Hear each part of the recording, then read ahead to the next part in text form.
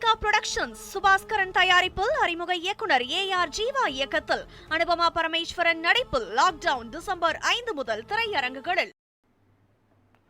சென்னை அம்பத்தூரில் பணி நிரந்தர கோரிக்கைக்காக உண்ணாவிரத போராட்டத்தில் ஈடுபட்ட தூய்மை பணியாளர்களில் ஒருவரின் உடல்நிலை மோசமடைந்து மருத்துவமனையில் சேர்க்கப்பட்டுள்ளார்.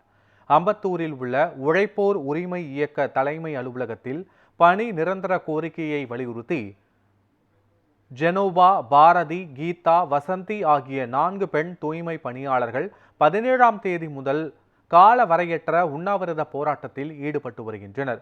ஜெனோவாவின் உடல்நிலை திடீரென மோசமடைந்ததால் 108 ஆம்புலன்ஸ் மூலம் கீழ்ப்பாக்கம் அரசு மருத்துவமனைக்கு கொண்டு செல்லப்பட்டு சிகிச்சை அளிக்கப்பட்டு வருகிறது. அவரை தவிர மற்ற 3 போராட்டத்தை தொடர்ந்து வருகின்றனர்.